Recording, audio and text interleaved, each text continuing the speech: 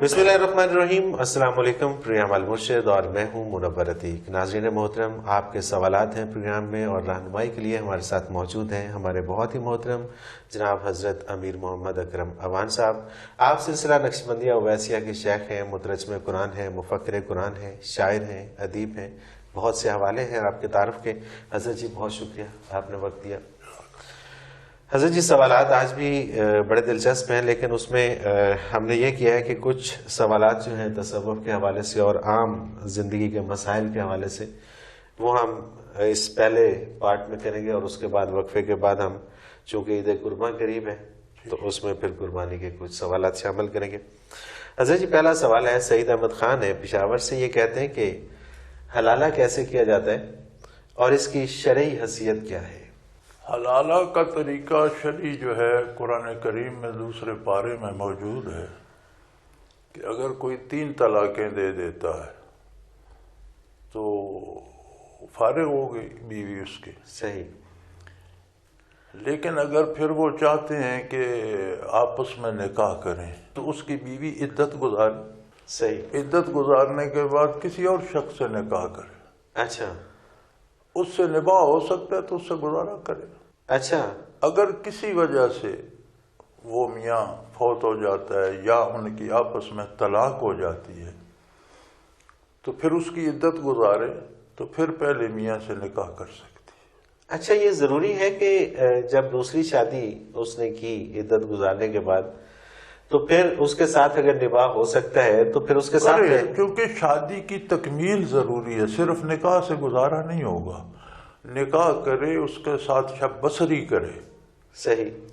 اور اس کے ساتھ آباد رہنے کی کوشش کرے، چونکہ نکاح کی شرط یہ نکاح للموقت باطل، جس نکاح میں وقت کی تعیین ہو وہ باطل ہوتا ہے۔ صحیح۔ 1 رات کا نکاح یا 2 رات کا نکاح، وہ نکاح منعقد ہی نہیں ہوتا۔ نہیں تو یہ تو عام جو اس سے پہلے ہم سنتے آئے ہیں اور عام جو اصلاح ہے وہ تو یہی ہے، اور عام جو لوگ ہمیں بتاتے ہیں مولوی حضرات وہ تو یہی کہتے ہیں کہ جی حلالہ یہی ہے کہ اگر آپ کو پچھتاوا ہو رہا ہے تو وہ بیگم جو ہے وہ دوسرے کسی سے شادی کر لے اور 1 رات کے بعد وہ طلاق لے لے اور پھر وہ شادی نکاح ہی نہیں ہوتا۔ پہلے کی عدت نہ گزارے تو عدت میں نکاح نہیں ہوتا۔ اچھا۔ جہاں سے طلاق ہوئی تو اس کی عدت ہے، اگر عدت شرعی پوری نہ کرے تو دوسرا نکاح کیسے ہو گیا؟ پھر دوسرا نکاح اگر آپ 1 رات کی کریں تو پھر بھی نکاح منعقد نہیں ہوتا۔ نکاح للموقت باطل، جو نکاح مقرر وقت کے لیے کیا جائے وہ باطل ہے۔ وہ باطل ہے، تو یہ تو بڑا عوام پایا جاتا ہے۔ ہاں، تو اس سے یہی اسی لیے ہے کہ 3 طلاقیں نہ دے، 1 طلاق دے پھر مہینہ انتظار کرے، اگلے طور میں دوسری طلاق دے۔ اب 1 طلاق دی اور 1 مہینہ گزرنے سے پہلے انہیں احساس ہو گیا تو اس میں نکاح کی بھی ضرورت نہیں، صرف صلح کر دیں۔ اچھا، یعنی کہ تیسری طلاق سے پہلے اگر دوسری طلاق دے دی ہے تو پھر انہیں نکاح کرنا پڑے گا۔ اچھا، دوسری کے بعد نکاح کرنا پڑے گا۔ دوسری کے بعد اگر صلح کرتے ہیں تو پھر نکاح کرنا پڑے گا، اور حلالے کی ضرورت نہیں ہے۔ اور اگر تیسری دے دی تو فارغ ہو گئی۔ اب اس اچھا، اگر تینوں طلاقیں ایک ہی وقت میں دے دی جاتی ہیں فارغ ہوگی۔ اس نے غلطی کی، گناہ کیا، وہ گناہ اسے ہوگا لیکن فارغ ہوگا۔ اکثر یہ بھی ہوتا ہے نا کہ آج کل کچھ قانونی پیچیدگیاں کو چھوڑے، آج کل تو لوگ 7 اکٹھی دیتے ہیں، یعنی جاہل جو ہے وہ کہ میں نے تمہیں 7 طلاقیں دی، بھئی 7 کی کیا ضرورت ہے، تو 3 چاہیے، تو یہ مذاق ہے شریعت کے ساتھ اور یہ الگ جرم ہے۔ اچھا، اگر کوئی 3 طلاقیں نہیں دیتا اور یہ کہہ دیتا ہے کہ میں نے تمہیں 7 طلاقیں دے دی تو وہ طلاق ہو جاتی ہے؟ 3 ہو گئی نا، 4 فالتو مذاق میں گئی، اس پہ اس نے وہ بچا کے رکھ لی ہے تاکہ وہ اس پر جرم لاگو ہوا نا کہ اس نے اللہ کے قانون سے مذاق کیا۔ اچھا، یہ سعید صاحب یہ آپ کا بڑا اچھا سوال تھا اور یہ واقعی جاننے کی ضرورت میرے لیے بھی آج یہ واقعی ایک نئی بات تھی، کیونکہ حلالے کے بارے میں ہم اکثر یہی سنتے ہیں۔ طلاق کے بعد یہ جو مروجہ صورت حلالے کی ہے، اس سے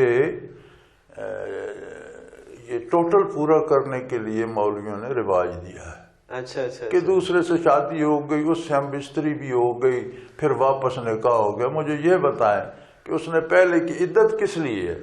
عدت اس لیے ہوتی ہے کہ اس کا تسلی ہو جائے کہ اس کے رحم میں کوئی نطفہ نہیں ہے۔ صحیح۔ کیونکہ نطفہ ہو بھی تو حیض آ سکتا ہے، بالکل صحیح، لیکن مسلسل 3 نہیں آ سکتے. بالکل صحیح ہے، بالکل صحیح. یعنی کہ وہ ماں بننے والی اگر ہے تو وہ پتہ چل جاتا ہے، پتہ چل جائے. پھر اس کی عدت چلی جائے گی بچے کی ولادت تک. صحیح. بچے کی ولادت تک وہ نکاح نہیں کر سکتی. بچہ پیدا ہوگا تو عدت ختم ہوگی. صحیح. اسی طرح اگر حاملہ ہے اور طلاق دے دی اور دوسرے دن بچہ پیدا ہو گیا، دوسرے دن عدت ختم ہو گئی. اچھا صحیح. ظاہر ہے وہ تو صرف یہ دیکھنا ہے وہ بچے کی پیدائش تک تھی. جب بچہ پیدا ہو گیا تو عدت ختم ہو گئی. صحیح. عدت میں نکاح کی بات کرنا بھی حرام ہے. صحیح. کسی سے یہ کہنا کہ مجھ سے شادی کر لو یہ بھی جائز نہیں جب تک عدت گزر نہ جائے. صحیح. جب عدت گزر جائے تو دوسری جگہ نکاح کرے تو وہ آباد رہنے کے لیے کرے. بالکل صحیح ہے، بالکل صحیح ہے. اگر وہ اس کی ڈیتھ اگر نیت یہ ہے کہ نہیں وہ 1 رات 2 رات 4 رات یہ جائز نہیں، یہ حرام ہے. مطلب وہ پھر یہ حرام ہے. اور یہ محض خانہ پوری ہے کہ چلو ٹوٹل پورا ہو گیا. قرآن میں تو چونکہ یہ مولوی کیوں اس طرح سے گمراہی کی باتیں کرتے ہیں اور کیوں لوگوں کو حقائق نہیں بتاتے؟ مولوی نہیں کرتے، چوروں نے داڑیاں رکھ لی ہیں وہ کرتے. اچھا، یعنی کہ وہ جن کے پاس علم کی کمی ہے. مولانا تھانوی سے کسی نے عرض کیا تھا کہ مولوی چور ہو گیا. نے فرمایا نہیں، مولوی چور نہیں ہوا، چوروں نے داڑیاں رکھی. اور آپ داڑھی والے کو مولوی کہہ لیتے. یہ جو آج جس کی آپ نے بڑے وضاحت فرما دی ہے اور بڑے مدلل طریقے سے، یہ میرا خیال ہے کہ ہمارے بہت سارے ناظرین نہیں جانتے تھے اور وہ یہی سمجھتے تھے کہ شاید وہ حلالہ اتنا ہی ہے کہ دوسرے سے شادی کرنے کے بعد طلاق کا یہ ہے جی کہ کسی نے 1 طلاق دے دی، پھر ان کی صلح ہو گئی، اس میں نکاح کی بھی ضرورت نہیں، صرف صلح چاہیے. صحیح. زبانی انہوں نے ٹیلی فون پہ بات کر لی، میاں نے معذرت کر لی، اس نے کہا ٹھیک ہے میں 15-20 دن بعد آ جاؤں گی. زبانی صلح ہو گئی یا ایک دوسرے کو ٹچ کر لیا، ہاتھ لگا لیا تو ٹھیک ہو گیا وہ طلاق. لیکن آئندہ ان کے پاس صرف 2 طلاقیں جو دی تھی وہ اپنی جگہ قائم ہے. بالکل صحیح ہے، احتیاط کی ضرورت ہے. پھر انہیں 3 نہیں دینے کی ضرورت. پھر جب 2 دے گا تو 3 ہو جائیں گے. صحیح. صحیح. دوسری دے دی، نکاح کر لے، آپس میں صلح ہو گئی، لیکن اس کے پاس پھر 1 طلاق بچتی. اگر 1 دے گا 3 ہو جائیں گے. Last chance. پروفیسر سلطان خان ہے راولپنڈی سے، یہ کہتے ہیں کہ حضرت جی یہ فرما دیجئے کہ حدیث قدسی ہے کہ جس نے خواب میں مجھے دیکھا اس نے مجھے ہی دیکھا، اس کی وضاحت فرما دیجئے. کہ الحمدللہ رب العالمین والصلاة والسلام علی حبیبہ محمد وآلہ وصحبہ. اعوذ باللہ من الشیطان الرجیم. بسم اللہ الرحمن. اس میں بہت سے لوگوں کو دھوکہ لگتا ہے. شیطان نبی کریم صلی اللہ علیہ وآلہ وسلم کی شکل نہیں بنا سکتا، یہ اس کے لیے ممکن نہیں ہے. صحیح. لیکن کوئی اور شکل بنا کر داڑھی وغیرہ جبہ شبہ پہن کے یہ دعویٰ کر سکتا ہے کہ میں محمد الرسول اللہ. صحیح. اس لیے خواب میں دیکھنے والے کو 2 باتیں ہیں. ایک تو حلیہ مبارک یاد ہو، کیونکہ حضور کا حلیہ شیطان نہیں بنا سکتا. شیطان کسی بھی اور حلیے میں آئے گا. تو اس نے سیرت کی کتابوں سے حلیہ مبارک، قد مبارک، چہرہ مبارک، رنگت ابرو مبارک حلیہ یاد کر رکھا اور اسے یقین ہو کہ حضور ہی ہیں. دوسری بات یہ ہے کہ خواب میں اگر حضور ہوں گے تو کوئی بات شرعی حدود سے باہر نہیں ہوگی. بالکل صحیح، بالکل صحیح. یعنی اگر اسے حلیہ مبارک نہیں آتا اور خواب میں آنے والی شکل کہتی ہے کہ میرا پاؤں چوم لو، اب نبی صلی اللہ علیہ وسلم نے زندگی مبارک میں کبھی پاؤں دراز نہیں کیا کہ وہ میرا پاؤں چومو. صحیح. یا کوئی ناجائز کام کرنے کا کہتا ہے کہ میں کہہ رہا ہوں تمہارے لیے یہ جائز ہے، تو اسے سمجھ جانا چاہیے کہ یہ حضور نہیں ہے. صحیح. یعنی جو شریعت مطہرہ حضور صلی اللہ علیہ وسلم نے دی ہے اس کے خلاف کوئی بات وہاں نہیں ہوگی. اگر ہوگی تو شیطان ہو، تو شیطان ہوگا. اور ان شرائط کے ساتھ اگر یہ یقین ہو کہ حضور ہیں تو پھر جس نے حضور کو دیکھا اس نے حضور ہی کو دیکھا. سبحان اللہ. یعنی کہ اس کے لیے وہ جو شخص جس کو خواب میں حضور صلی اللہ علیہ وسلم کی زیارت نصیب ہو اس کا اپنا بھی فہم اور اپنا بھی ادراک ہونا چاہیے. اور اس کی تعبیر لکھی ہے مولانا شاہ اشرف علی تھانوی رحمۃ اللہ علیہ نے کہ جسے خواب میں زیارت ہو تو اس کی تعبیر یہ ہے کہ اس کی نجات ہو جائے گی، اس کا خاتمہ ایمان پر۔ سبحان اللہ، سبحان اللہ، اللہ تعالیٰ ہر ایک کے نصیب میں یہ کرے جی۔ مدثر رحمان ہے گگو منڈی سے، اور ان کا سوال ہے کہ نفی اسبات کیا ہے اور یہ کیسے کرنا ہے؟ نفی اسبات جو لا الہ الا اللہ ہے، اس کے دو جز ہیں۔ لا الہ، کوئی معبود ہے ہی نہیں، یہ نفی ہو گئی۔ بالکل صحیح۔ الا اللہ، مگر اللہ، یہ اسبات ہو گئے۔ صحیح۔ تو کلمے کے پہلے جس کو نفی اسبات کہتے ہیں، لا الہ الا اللہ، لا الہ میں نفی ہو گئی، کوئی الہ ہے ہی نہیں۔ اسلام دیکھیں نا، ایسا دین ہے کہ ہر جو نظریہ ہے وہ اقرار سے شروع ہوتا ہے۔ بالکل صحیح، آپ اس کو مانیں۔ بالکل صحیح۔ اسلام جو ہے انکار سے شروع ہوتا ہے کہ تمام نظریات کا انکار کر دیں کہ کچھ بھی نہیں، کچھ نہیں ہے۔ جب دل خالی ہو جائے اب کہیں کہ اللہ ہے۔ سبحان اللہ، سبحان اللہ، یہ اسلام کا سبحان اللہ۔ فلسفہ ہے، اسے نفی اسبات کہتے ہیں۔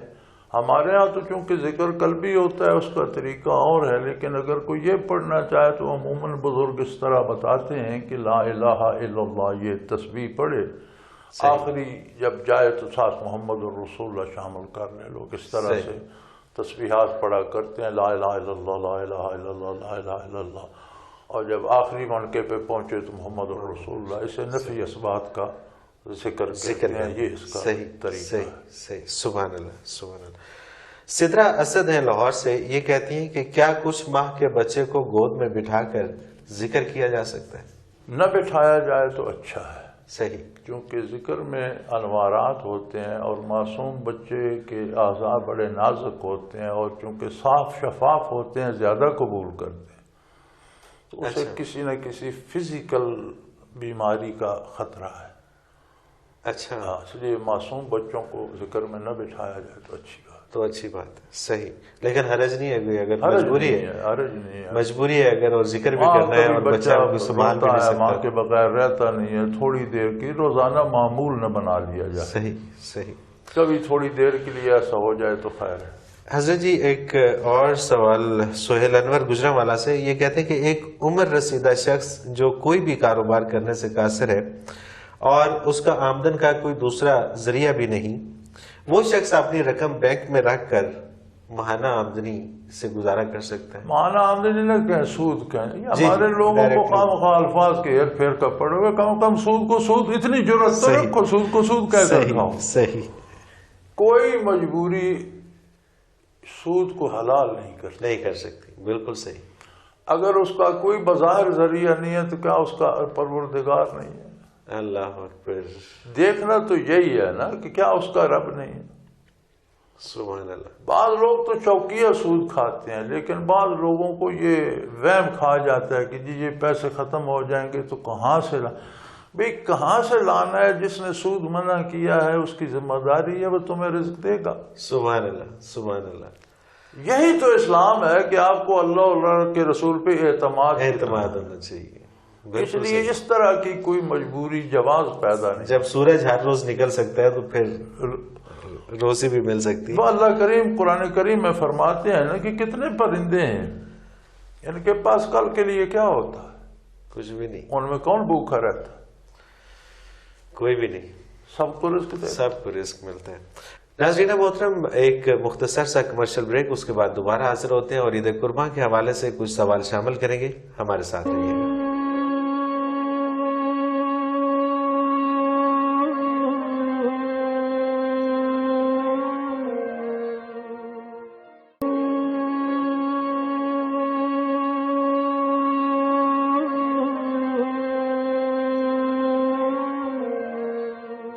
پروگرام میں ایک بار پھر خوش آمدید ناظرین محترم، آپ کے سوالات ہیں اور رہنمائی کے لیے ہمارے ساتھ موجود ہیں ہمارے بہت ہی محترم جناب حضرت امیر محمد اکرم اوان صاحب۔ حضرت جی کچھ سوالات شامل کرتے ہیں، عید قربان چونکہ نزدیک ہے اس حوالے سے۔ محمد صالح ہیں اسلام آباد سے، یہ لکھتے ہیں کہ جی آج کل ایک بحث بہت ہو رہی ہے کہ قربانی کے جانوروں پر پیسے خرچ کرنے کی بجائے یہ رقم فلاحی کاموں پہ خرچ کی جائے تو بڑے بڑے قومی مسائل حل ہو سکتے ہیں، براہ کرم اس سلسلے میں ہماری رہنمائی فرمائیے۔ فلاحی کاموں کے لیے قربانی سے کہیں زیادہ رقم ہر سال بجٹ میں مختص ہوتی ہے، وہ کہاں جاتی ہے؟ کچھ خاص لوگوں کی جیب، جس غرقاب میں وہ جاتی ہے، اگر آپ یہ بھی ڈالیں گے تو اسی میں چلی جائے۔ صحیح۔ یہ سوال یہاں کا نہیں ہے، یہ سوال اہل مغرب کا ہے۔ صحیح، کہ مسلمان اتنے جانور سالانہ ضائع کرتے ہیں تو اس کو کسی کام پہ لگائیں تو ہو سکتا ہے یہ ان کا ہے، لیکن اس کے لیے دیکھنا چاہیے کہ عبادت اور معمولات دو طرح کے ہیں۔ عبادت ہے بندے اور اللہ کا ذاتی تعلق، آپ قربانی کرتے ہیں تو اس میں میری کوئی مداخلت نہیں، صحیح، دوسرے کی نہیں، آپ کا اور اللہ کا معاملہ ہے۔ اسی طرح آپ اپنی نماز ادا کرتے ہیں، روزہ رکھتے ہیں، حج کرتے ہیں تو اس میں کسی دوسرے کا کوئی نہیں، آپ کے اور اللہ کے بہن۔ سبحان اللہ۔ عبادات کا خاصہ یہ ہے کہ آپ کا تعلق اللہ سے مضبوط کرتی ہیں، اور پھر دنیا میں زندگی کے میدان عمل میں جب آپ جاتے ہیں تو اللہ کی مرضی کے مطابق کام کرتے ہیں۔ ان الصلاۃ تنہی عن الفحشاء والمنکر، عبادت برائی اور بے حیائی سے روک دیتی ہے۔ ایک تعلق آپ کا ایسا بن جاتا ہے کہ جب آپ کام کرنے لگتے ہیں تو حضور حق ہوتا ہے، آپ کو اللہ پاس نظر آتا ہے اور اس کی نافرمانی نہیں کرتے۔ سبحان اللہ۔ تو ہر چیز اپنے مقصد کے لیے ہے، ایک چیز کو ایک مقصد کے سے ہٹا کر دوسرے پر نہیں لگایا جا سکتا۔ بالکل صحیح، بالکل صحیح۔ اگر ایسا کریں گے تو نہ وہ ہوگا نہ وہ ہوگا۔ تو چونکہ مستشرق یا اہل مغرب تو عقیدے سے آری ہیں، وہ اس بات کو نہیں سمجھتے۔ مسلمان کو سمجھنا چاہیے کہ یہ عبادت ہے، ہر عبادت کے اپنی کیفیات ہیں، اپنا ایک رشتہ بنتا ہے اللہ سے۔ اب آپ مجھے نہیں جانتے تھے، میں آپ کو نہیں جانتا تھا، آپ تشریف لائے پروگرام کے لیے، بالکل ایسے ہی پروگرام کیا آپ، لیکن کیا ایک تعلق بھی بن نہیں گیا؟ بے شک، بے شک۔ لاہور آپ کے سامنے کوئی بات میرے بارے ہوگی تو آپ یقیناً غلط بات پہ تڑپ اٹھیں، یقیناً۔ میرے سامنے کوئی آپ کا شکوہ کرے گا تو مجھے دکھ ہوگا، یقیناً۔ ایک رشتہ بن گیا نا، حالانکہ کام تو دوسرا تھا۔ جی، اسی طرح ہر عبادت اللہ کریم سے ایک رشتہ استوار کرتی ہے۔ سبحان اللہ، سبحان اللہ۔ اب اس کا متبادل وہ تو نہیں ہے نا، صدقے کے لیے دینا، صدقے کے لیے اب جو قربانی کرتا ہے کیا اس کا صرف قربانی ہے؟ صحیح، اللہ نے اسے اور بہت کچھ دے رکھا ہے، اس کا صدقہ بھی دے، رفائی کاموں پہ بھی لگا۔ قربانی رفائی کاموں سے روکتی تو نہیں ہے۔ بالکل صحیح، بالکل صحیح۔ اور اگر استطاعت ہے تو پھر اس میں خرچ کیا جائے، لگائے۔ کرنل احمد خان ہے جی کراچی سے، یہ کہتے ہیں کہ جی مولانا صاحب اگر میرا سوال گستاخی محسوس ہو تو میں پیش کی معذرت خواہ ہوں۔ نہیں جی، آپ کوئی بھی سوال کر سکتے ہیں، حضرت صاحب کوئی بھی کر سکتے ہیں، حضرت صاحب اس حوالے سے برا نہیں مناتے۔ یہ فرما دیجئے کہ حج کو مخصوص دنوں میں فرض کرنے میں کیا حکمت ہے؟ اگر اس کا مقصد محض زیارت کعبہ اور مدینہ منورہ میں حاضری ہی ہے تو وہ تو پورے سال میں کبھی بھی ہو سکتی ہے، اس طرح وہاں بہت رش بھی نہ ہوتا اور ہر شخص اطمینان سے زیارت اور حاضری بھی دے لیتا۔ مخصوص وقت پہ اپنی مخلوق کے اکٹھے کرنے میں مصلحت یا حکمت کیا ہے؟ پہلی بات تو میں یہ عرض کر دوں کہ عبادات کی شرائط معین ہے، یعنی ایک خاص طریقے کو عبادت کہا جاتا ہے، اس کا وقت بھی معین ہے، مثلا نماز کا وقت معین ہے، اس کے لیے وضو کا ہونا شرط ہے، کپڑے پاک ہونا شرط ہے، قبلہ رو ہونا شرط ہے، اور وقت معین ہے۔ بالکل صحیح۔ عبادات کے اوقات معین ہیں اللہ کی طرف سے، صحیح، اور ان اوقات کی اپنی خاص برکات ہیں، خاص کیفیات ہیں جو دوسرے وقت میں نہیں ہیں۔ یہ اللہ ہی بہتر جانتا ہے کہ کس وقت کون سی عبادت کی جائے تو اس کا حق ادا ہو۔ صحیح، صحیح۔ روزہ رمضان میں رکھیں گے تو فرض پورا ہوگا، غیر رمضان میں رکھیں گے نفل ہوگا، قضا ہوگی، فرض نہیں ہوگا۔ بالکل صحیح۔ اسی طرح حج کے بھی اوقات معین ہیں، اور خاص اوقات میں خاص تجلیات ہوتی ہیں، ایک خاص رحمت ہوتی ہے۔ صحیح۔ یہ تو اس کی دینی حیثیت۔ یہ شاید دنیاوی اعتبار سے پوچھنا چاہتے ہیں تو اللہ کریم مسلمانوں کو یہ بتا دینا چاہتا ہے کہ تم ایک قوم، ایک کنبہ، ایک قبیلہ، ایک خاندان ہو۔ سبحان اللہ۔ روئے زمین کے مسلمان ایک قوم ہے، صحیح صحیح. اور دنیا بھر کا کفر، نبی کریم کا ارشاد ہے الکفر ملت واحدہ، دنیا بھر کا کفر ایک قوم ہے، دنیا میں دو قوم ہیں. صحیح. تو حج کا اجتماع عجمی، عربی، افریقی، شمالی، جنوبی، امریکہ، صغیر، چین، سارے مسلمان جب جمع ہو کر ایک لباس میں ایک وقت ایک سا رکن ادا کر رہے ہوتے ہیں، سبحان تو اللہ. یہ مسلمانوں کی یکجہتی کا ایک مظہر ہے. صحیح صحیح. اور پھر انہیں بیت اللہ سے نکل کر شترے بے مہار کی طرح منتشر نہیں ہو جانا چاہیے، یہ کیفیت بھی ساتھ لے جانا چاہیے کہ میں اس عظیم قوم کا فرزند ہوں اور اس کا ایک حصہ ہوں. اور تمام حاجیوں کو یہ بھی یاد رکھنا چاہیے. بالکل صحیح. تو اگر حج کا یہ جو دنیاوی فائدہ ہے یہی مسلمان لے لیں تو کوئی قوم ان کا مقابلہ کر سکتی؟ بے شک بے شک. اگر یہ اتحاد کر لیں تو صحیح بات ہے، صحیح بات ہے. تو یہ انسانی ذہن ان مصلحتوں کو نہیں پہنچتا جو رب العالمین کے پیش نظر ہیں اور جو اس نے اپنی قدرت کاملہ سے چیزیں معین کی ہیں، ان کی مصلحتیں ہم نہیں سمجھ سکتے. ہمارے لیے بہتر راستہ یہی ہے کہ ہم اطاعت اختیار کریں. سبحان اللہ سبحان اللہ. حضرت جی اسی سے ملتا جلتا ایک اور سوال بھی ہے جی. مسز گل حمید ملک ہیں راول پنڈی سے، یہ کہتی ہیں کہ میرے میاں جب حج پہ گئے تو انہوں نے کسی سے بھی مل کر جانا پسند نہیں کیا اور نہ ہی اپنی واپسی کی تاریخ بتائی. ان کا کہنا یہ تھا کہ کیا میں نماز پڑھنے جاؤں تو رشتہ داروں کو اکٹھا کر کے مل کر جاتا ہوں. حج بھی تو نماز ہی ہے اور اسی طرح کا ایک رکن ہے. ہمارے رشتہ دار اس بات پہ متعجب ہیں. آپ فرما دیجئے کہ کیا ان کا یہ عمل درست ہے؟ انسان آخر اتنی دور بھی تو جا رہا ہوتا ہے اور اسے مل کر جانا چاہیے. الحمدللہ کسی ایک بندے نے تو صحیح کام کیا. سبحان اللہ سبحان اللہ. یہ بالکل درست ہے. آپ پر حج فرض ہے، آپ تشریف لے جائیں، اہل و عیال کے نان نفقے کا اہتمام کریں. اگر کوئی والدین یا کوئی آپ کی ذمہ داری ہے ان کے نان نفقے کا انتظام کریں، آپ تشریف لے جائیں.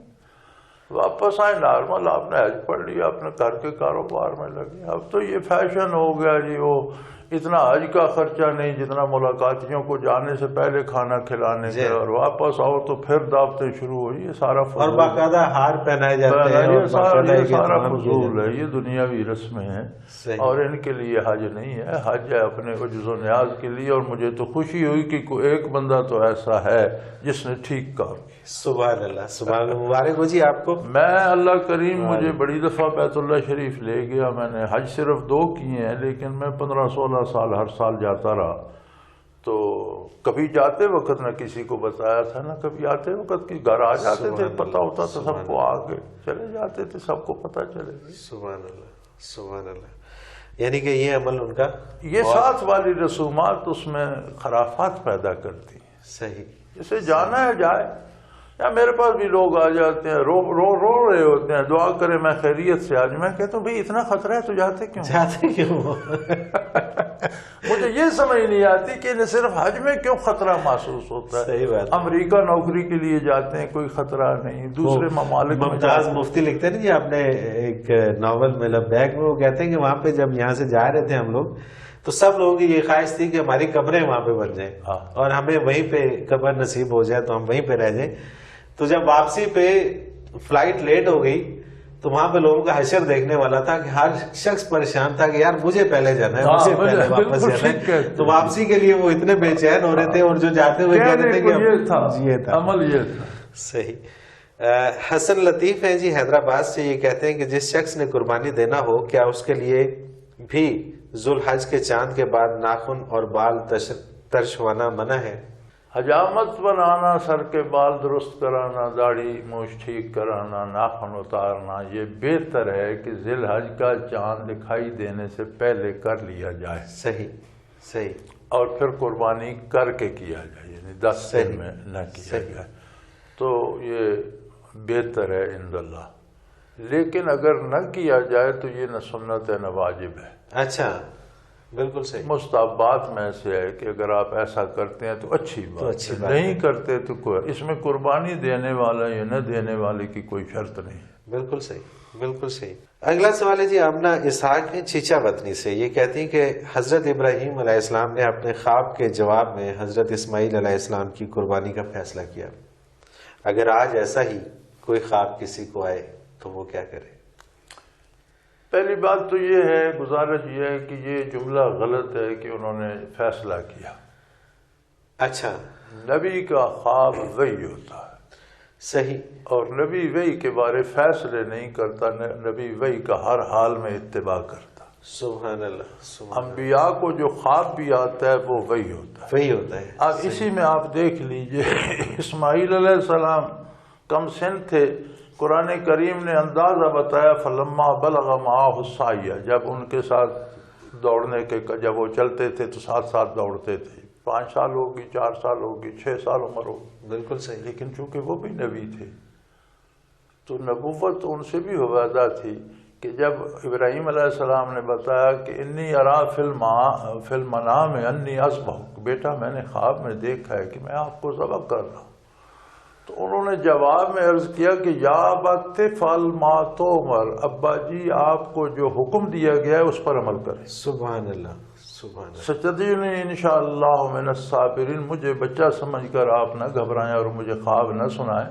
یہ آپ کا خواب نہیں ہے، اللہ آپ کو حکم دے رہا ہے، آپ اس پر عمل کریں اور مجھے انشاءاللہ آپ صابر پائیں گے. چونکہ آپ کے لیے ذبح کرنے کا حکم ہے تو اس میں میرے لیے ذبح ہونے کا حکم بھی موجود ہے. سبحان اللہ. تو میں بھی اطاعت کروں. تو نبی کا خواب وہی الہی ہوتا ہے.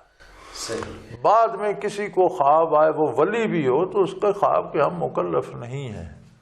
کوئی خواب ایسا ہے جس میں شریعت کی پابندی کی بات ہو وہ تو ٹھیک ہے، شریعت پہلے سے موجود ہے، بغیر خواب کے بھی ہم نے اس پر عمل کرنا ہے. اور اس کے خلاف آتا ہے تو وہ شیطان کی طرف سے. ہر بندہ نبی نہیں ہے کہ اس کے خواب پہ عمل کیا. یعنی کہ وہ بات ختم ہو چکی، وہ جو ظاہر ہے کہ جب نبوت ختم ہو چکی، اب کوئی نبی نہیں بن سکتا، تو پھر وہ سلسلے بھی ختم ہو چکے. اب وہ شریعت سے ہٹ کے اگر کوئی چیز ہوگی تو وہ پھر قابل عمل نہیں ہے. اور ہمارے لوگوں کو وہم ہو جاتا ہے، جس سے جو خواب آئے اٹھائے پھرتا ہے. مجھے پچھلے دنوں ایک بندے نے 2 سال پہلے بڑا پریشان کیا، روز 2-4 خواب لکھتا، یہ خواب آیا، یہ وہ تھے فضول تھے. تو میں نے اسے لکھا کہ برخوردار، رات کے کھانے میں 2-4 لقمے بھوک رکھ کے کھایا کرو. بالکل صحیح ہے، بالکل صحیح ہے کہ معدے میں کچھ گیسز کے لیے جگہ ہو، ساری دماغ کو چڑھ جاتی ہیں، پتہ نہیں کیا تو پھر پتہ نہیں کیا خواب. پھر اس کا خط نہیں آیا خواب کا. صحیح صحیح. حضرت جی ہمارے پروگرام کا وقت اپنے اختتام کو پہنچ رہا ہے. ناظرین محترم، اگر آپ بھی اپنا کوئی سوال ہمیں بھیجنا چاہیں تو اسکرین پہ ہمارا ایک نمبر بار بار ابھرتا ہے، اس کو نوٹ فرما لیجئے، 033349552021. اس نمبر پہ آپ ہمیں SMS کر کے اپنا سوال بھیج سکتے ہیں. ہم آپ کا سوال اس پروگرام میں شامل کریں گے. اسی طرح سے آپ ہمیں میل کر سکتے ہیں almurshid313@hotmail.com. اس پہ آپ ہمیں میل کیجئے، آپ کا سوال ہم شامل کریں گے اور رہنمائی لیں گے حضرت صاحب سے. آخر میں حضرت جی کی ایک کتاب نگوش سے اقتباس ہے. آپ فرماتے ہیں، دانشوروں کا یہ قول کہ فطرت بدلنا ناممکن ہے ان افراد کے لیے پرہیز سی حیثیت نہیں رکھتا جنہیں برکات نبوی صلی اللہ علیہ وسلم نصیب ہو. برکات نبوی صلی اللہ علیہ وسلم وہ برکت طپاں ہے کہ بڑی سے بڑی نفسانی آرزو عادت و جبلت کو بھی خاک کر دیتی ہے اور انسان بدل جاتا ہے. بندے کی سوچ، اس کی خوشی اور غم کی کیفیت، اس کی شخصیت، اس کا مزاج اور خواہش، غرض ہر چیز بدل کے رہ جاتی ہے. اس کے ساتھ ہی منور عتیق کو اجازت دیجیے. اللہ حافظ.